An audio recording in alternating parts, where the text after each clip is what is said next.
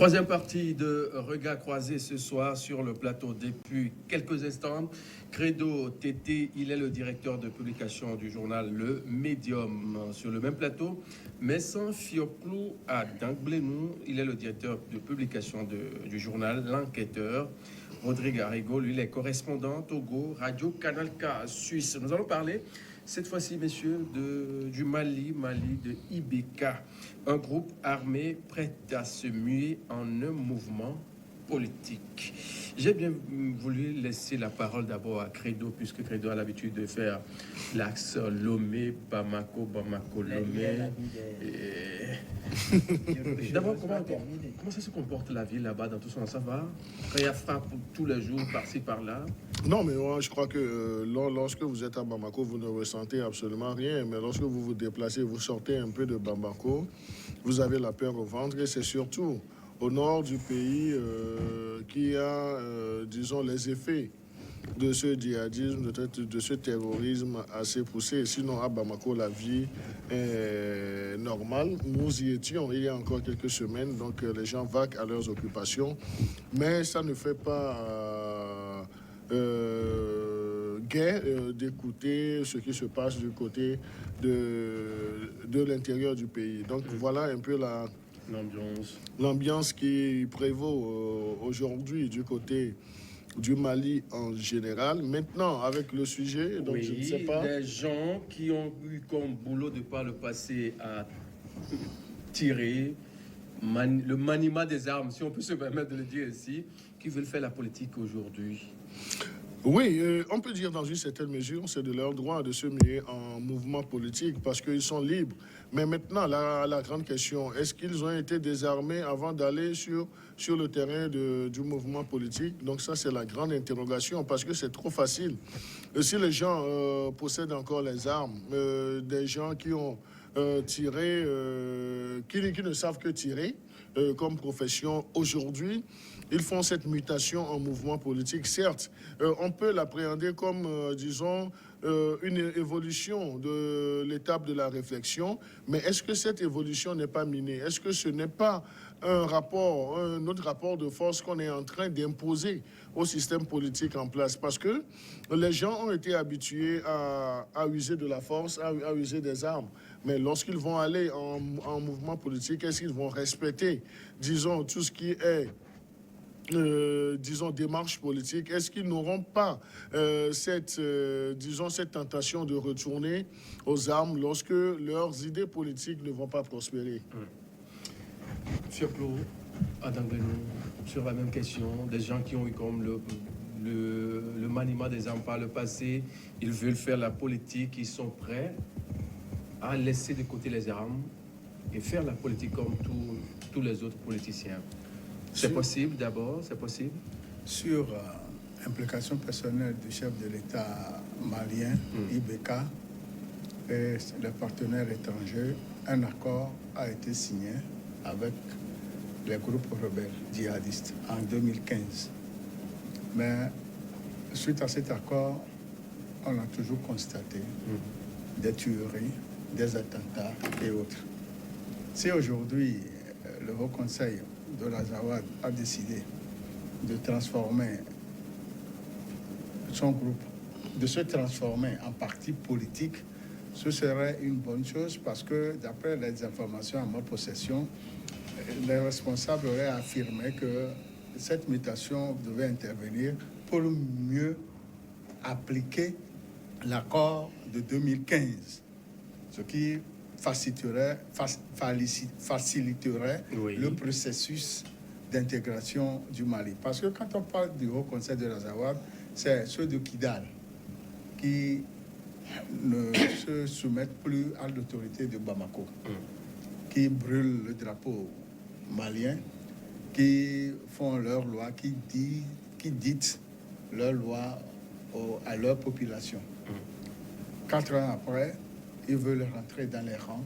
Je peux dire que c'est une bonne chose pour la suite de l'accord et pour l'évolution du pays, surtout que l'ensemble du pays n'est plus gouverné.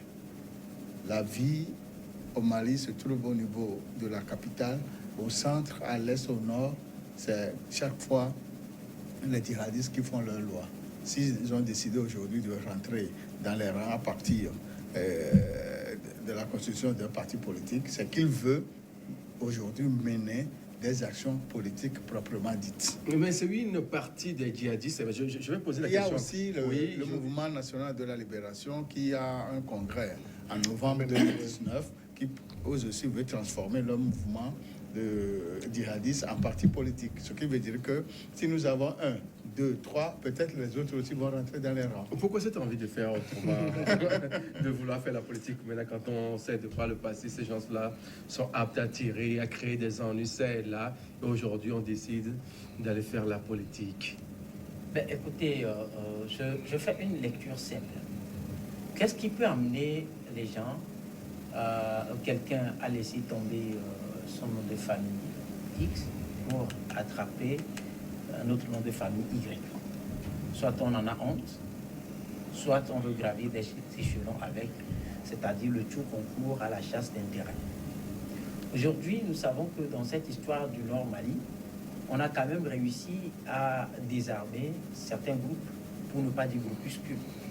Mais il y a quand même des dinosaures, c'est-à-dire quand on prend le mouvement de la libération du Nord Mali, qui a proclamé l'indépendance de l'Azawad et tout, on sait que là-bas, c'est des gens qui ont une certaine puissance militaire, même si forcément ils n'ont pas des éléments qui sont formés pour. Mais sur l'État, ils ont quand même du matériel militaire qui arrive même à dépasser les dispositions militaires prises par la coalition France Armée Régulière du Mali. Vous vous souvenez, au Nord Mali, il y a quand même eu l'assassinat de 2 confrères français. Voilà. Et il y a eu également beaucoup de morts. Et nous avons perdu tout récemment un Togolais, un casque bleu Togolais qui a... Pas récemment, c'est-à-dire il y a quelques heures. Hier, un militaire togolais qui a également perdu l'âme. Alors, la question est plutôt de savoir pourquoi est-ce qu'on n'a pas pu désarmer ces groupes-là qui font aujourd'hui une mutation de groupe armé vers parti politique armé. C'est la grande question. Et les munitions n'étant pas du pain qu'on vend sur le marché, qu'on vend à Daoulato, au marché de Bamako, où est-ce que ceux-là arrivent à se ravitailler? C'est aussi l'autre question. Maintenant, pourquoi le choix de devenir parti politique? Vous savez, un parti politique a pour vocation d'aller convoiter le pouvoir. Ça voudra dire que ce sont des groupes qui sont à la quête de plus de pouvoir pour poursuivre ou mettre en sécurité des pratiques qui se font déjà. Je n'ose pas parler de commerce, parce que j'ai posé quand même des questions sur la thématique donnée. Comment arrive-t-il à se ravitailler? Où trouve-t-il les armes? Alors, pourquoi cherche-t-il à devenir parti politique? À quelle fin? C'est là aussi la grande question. Donc aujourd'hui, en clair, je pense que nous avons tous besoin d'ouvrir les yeux sur ce qui se passe, nous interroger à fond et trouver des éléments qui nous permettent d'avoir une idée concrète sur les raisons ou les motivations réelles de cette mutation-là. C'est très important. Mais je pense quelque part que ça craint pour le Mali, parce que lorsque ces messieurs, ça voudra dire qu'ils sont suffisamment sûrs d'eux, ils sont suffisamment sûrs, ils savent qu'en devenant parti politique, ils vont atteindre un objectif. L'autre question, c'est de savoir, après leur positionnement en tant que parti politique, qu'est-ce qu'ils envisagent? Quelle sera la prochaine étape? Moi, ce sont des craintes. Credo, on est à quelques mois des élections dans ce pays. Et on voit ce groupe armé qui dit prêt pour faire la politique. C'est quoi l'ambition? C'est quoi l'idée qui se cache derrière cette sortie, cette déclaration-là? Non, je crois que si on veut avoir une vue assez profane sur la question, c'est participer au partage du gâteau politique. Et participer au partage du gâteau politique, c'est justement l'opportunité de cette mutation en mouvement politique. Maintenant, la grande question de savoir, est-ce que cette mutation va se faire assez facilement, de groupe armé en une formation politique, sans qu'on puisse passer par des préalables? Moi, je ne dis pas des étapes, pas des préalables. parce que un parti politique, par essence, n'est pas, n'est pas armé. Et si eux, ils ont des armes, donc s'ils font, disons, cette mutation en parti politique, donc c'est ce qui suppose que, avant même de consacrer ce mouvement politique, c'est qu'on doit passer par le désarmement. Maintenant, quels sont les mécanismes ou bien les stratégies qui seront mises en place afin de ne pas avoir un parti politique en griffe armée? Parce que ils sont déjà, en tant que groupe armé, des problèmes pour le Mali, mais lorsqu'ils vont bénéficier de ce statut de parti politique avec une base arrière qui est armée, mais comment est-ce que la politique va se faire dans ce pays? Est-ce que le rapport de force n'est pas autrement établi? Est-ce que cela ne va pas faire jurisprudence dans ce même pays ou au-delà de ce pays? Donc, il va falloir que, au niveau des Nations Unies et des puissances occidentales, que la réflexion soit poussée. L'erreur, c'est que le confrère Fioclou a fait allusion à un accord. Depuis 2012, on devrait penser, disons, à désarmer tous les groupes armés pour avoir une certaine paix. Parce que ce sont eux qui tiennent en otage une grande partie du territoire malien. Donc, s'ils tiennent en otage, c'est qu'ils s'impliquent par la force, et c'est cette force par les armes qui leur donne, disons, ce courage aujourd'hui de s'investir en politique. Mais en politique, on doit décourager un investissement armé. Je reviens toujours sur ma question, mais sans Fioclou. Si jamais ces gens-là vont aux élections présidentielles et au lendemain on dit que, messieurs, vous n'avez pas gagné, quelle sera la suite? Non, à l'heure actuelle, si eux-mêmes ils ont pris la décision de se muer en parti politique, c'est qu'ils ont arrêté déjà leur stratégie. Ils vont rendre, c'est facile. oui, ils ont arrêté leur stratégie, ils vont rendre certaines armes pour parler de désarmement. Ils vont rendre certaines armes, ils vont en cacher d'autres. Mais il y a toujours la source de ravitaillement. Et la source de ravitaillement, ces derniers temps, d'après les informations à ma possession, les choses ne sont plus comme avant. Informez-nous donc. Je dis, les choses ne sont plus comme avant. Il y a, avec la fermeture de la frontière du Nigeria-Bénin, il y a beaucoup d'armes qui ne circulent plus. Ok. Il y a beaucoup d'armes qui ne circulent plus, ce qui veut dire que les djihadistes ont des problèmes de munitions. Et comme l'a dit Rodrigue Aego, où trouve-t-il les munitions et les armes? Parce que tu ne peux pas faire la guerre sans munitions. Ce qui veut dire qu'aujourd'hui, au Mali, il y aura un certain acte de désarmement. Et moi, je remets la France au milieu de ce problème de Kidal. Quand les djihadistes faisaient la descente sur Bamako en 2012, c'est la France qui était intervenue. Et pourquoi, lors de son intervention, elle n'avait pas désarmé les Touaregs de Kidal en même temps? Pourquoi? Alors qu'on a dit que tous les groupes armés devaient être désarmés. Pourquoi Kidal, les rebelles de Kidal n'ont pas été désarmés jusqu'à ce jour? C'est encore une question, un point d'interrogation. Si aujourd'hui, après négociation, 4 ans après la négociation, ils disent qu'ils vont devenir un parti politique, c'est qu'ils ont déjà arrêté leur stratégie. Et je pense bien que lors des élections, s'ils sont candidats, s'ils sont battus, ils ne peuvent plus revenir pour prendre les armes, pour dire qu'ils sont battus, etc. Parce que les élections, il y a une institution qui fait les élections au Mali. Et il y a les dépouillements, il y a les bulletins, il y a autres. Quand on déclare quelqu'un vainqueur, c'est que cette institution a fait son travail pour déclarer le vainqueur. C'est ça. Donc, revenir encore au niveau des armes après les élections, moi je pense que ce serait suicidaire pour eux. Rodrigue, on va vous écouter une minute au plus. Credo également pour marquer la pause pour revenir parler du Togo. Je suis en train de voir ce groupe-là chercher une entrée.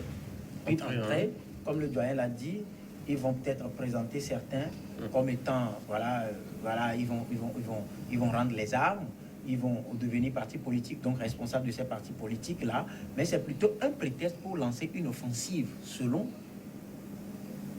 ce que j'analyse en fin de compte. Parce que, oui, certes, il y a des institutions qui organisent les élections, mais pour quelqu'un qui cherche un alibi, on n'a pas besoin, par exemple, de forcément lui démontrer que ce qu'on a proclamé est vrai ou faux.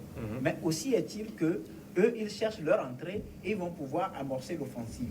Et comme je l'avais dit, c'est parce qu'ils sont, comme le doyen aussi l'a attesté, ils ont déjà fait leurs calculs. Ils sont sûrs. Ils ont étudié leur plan et ils se sont dit, il faut que ça passe par là.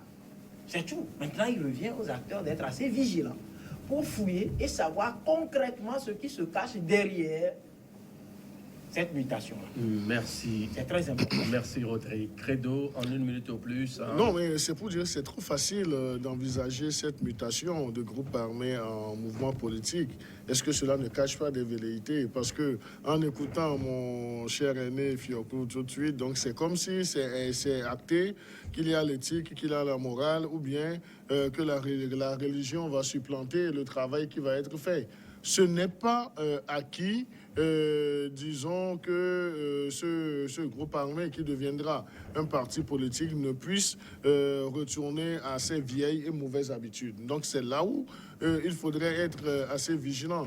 Certes, le désarmement, le processus de désarmement doit leur être imposé, mais il faut que aussi bien les premières autorités maliennes que les puissances étrangères puissent veiller afin qu'ils ne retournent pas à leurs vieilles habitudes.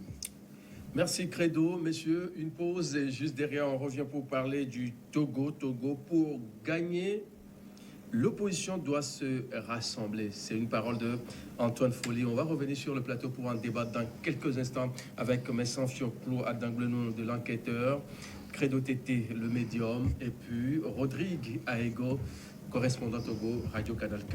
À très vite.